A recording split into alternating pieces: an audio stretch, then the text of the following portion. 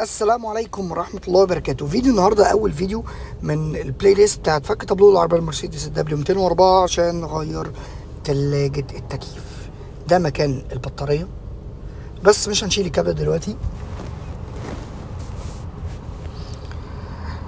هتظبط الوضعية بتاعت الستيرنج ويل أو الدريكسيون، تخليها أبعد حاجة لبره بحيث إن أنت في الفك يبقى الموضوع سهل عليك. احنا هنا بنفك قبل ما بنشيل الكابل، حتى هنفك بس المسامير بتاعت الإرباك، لأن لما هنا بنشيل المفتاح الدريكسيون بياخد وضعية، وممكن لما تيجي تلف عشان تفك المسمار تاني الطارة تعمل لوك.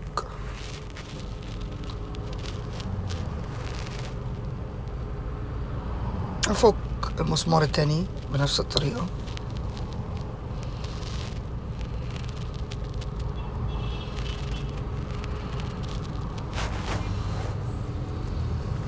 كده خلاص الايرباج بقت لوز او ثابت خلاص.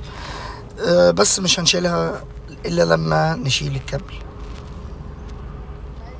اهي ادي الايرباج.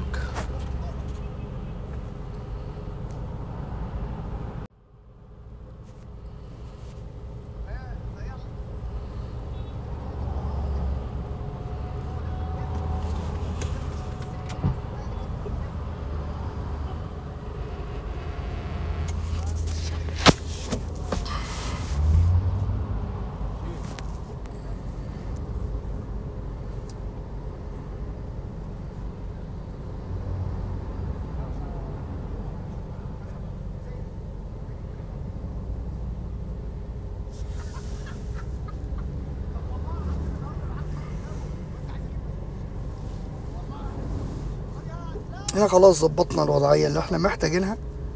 بعد كده هنشيل الكيبل بتاع البطارية. ادي خلاص زي ما احنا شايفين الشاشة اتطفت، شلنا الكابل. دلوقتي بقى نقدر بأمان ان احنا نفك الفيش كلها براحتنا.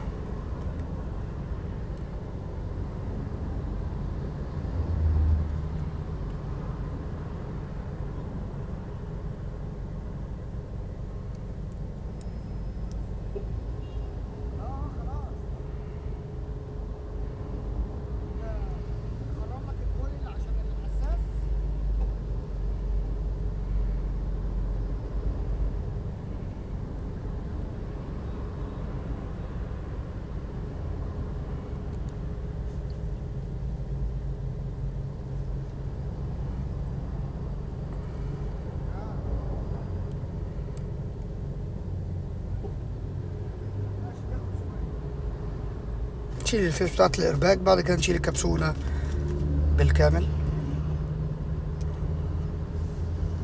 نفك بقى بعد كده ادي الكبسولة. نفك بعد كده المسمار اللي جوه ده علشان نشيل الستيرنج ويل كلها او الطارة بتاعت الدريكسيون كلها.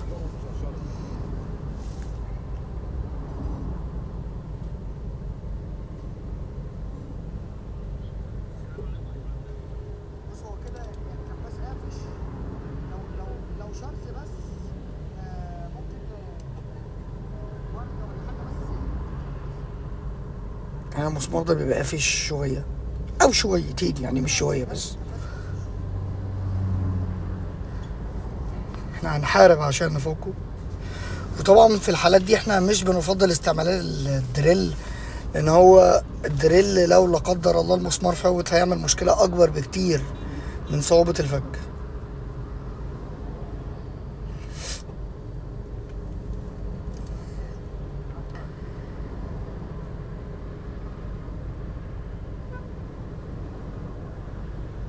اهو جبنا يد اكستنشن، طبعا بتخبط على الوصلة بحيث ان هي تبقى جوه في مكانها مظبوط. بسم الله بسم الله. ادي خلاص الحمد لله المسمار اتفك.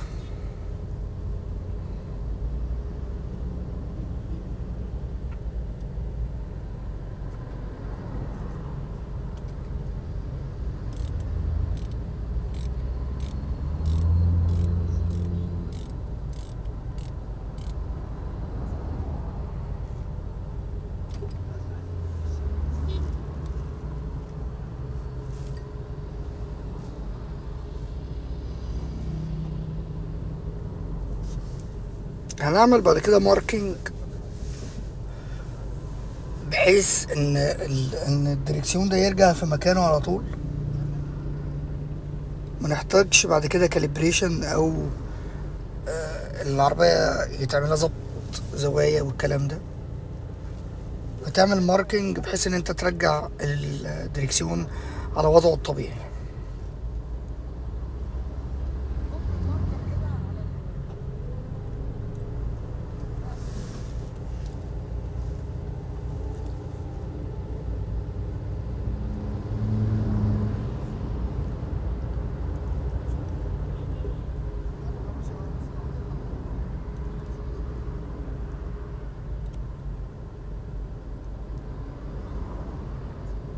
ممكن تاخد علامة علامتين بماركر، تعمل نوتش بحيث ان هي ترجع عليه على طول. احنا بنفضل النوتش دي، هي مش بتضر في حاجة وفي نفس الوقت ممكن يعني مش بالسهل انها تتمسح وانت شغال.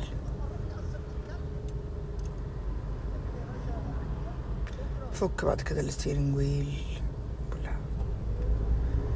ده الكلوك سبرينج او شريط الارباك.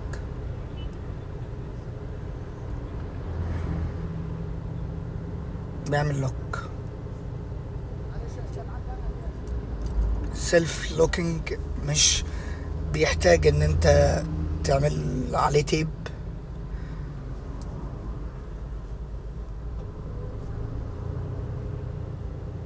المجموعة دي بتطلع على بعض،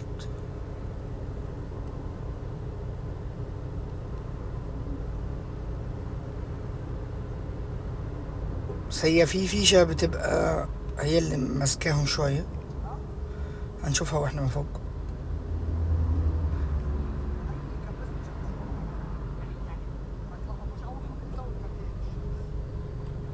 هنوسع لنفسنا شوية، نفك الفريم بتاع العداد.